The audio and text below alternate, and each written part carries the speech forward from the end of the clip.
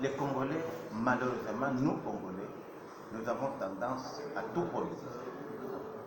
Je crois que ce que Jean-Pierre Bemba a dit, ce n'est pas des mots.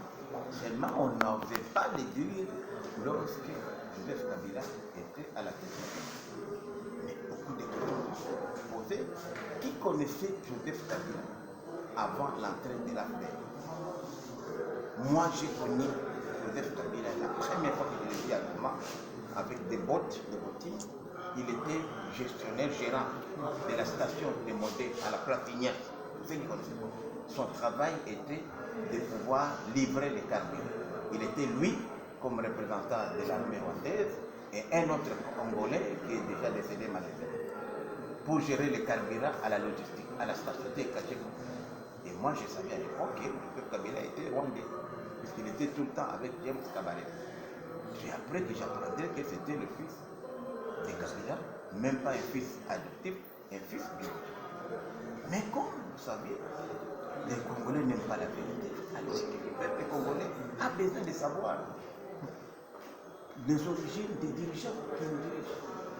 Aujourd'hui, c'est la première fois qu'on a un chef de l'État. Évidemment, il y a Félix Tshisekedi, il y a aussi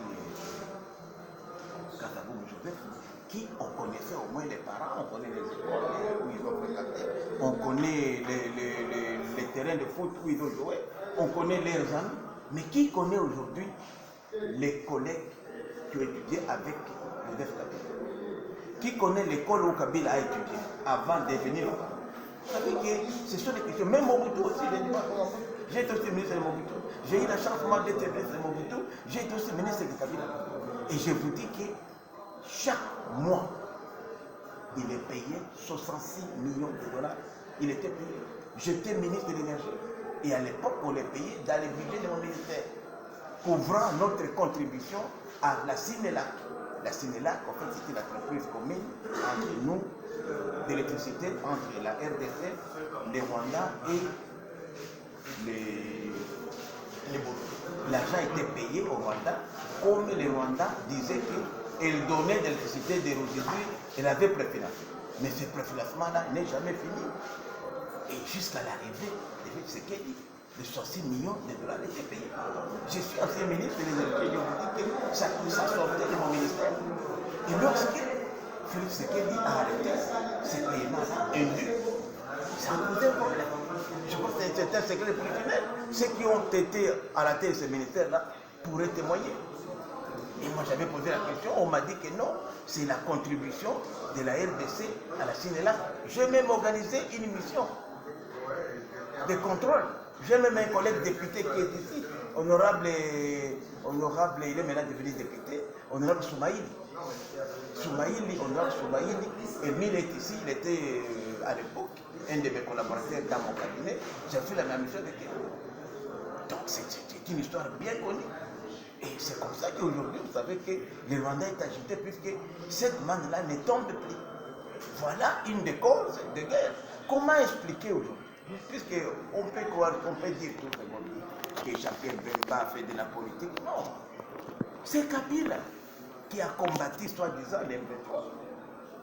Et pendant ce temps-là, après la défaite des M23, les héros de la guerre, général Baouma, colonel Mamadou, tous ces héros-là, les Mbouda Mabé, par de morts curieuses et suspectes, sont tous passés.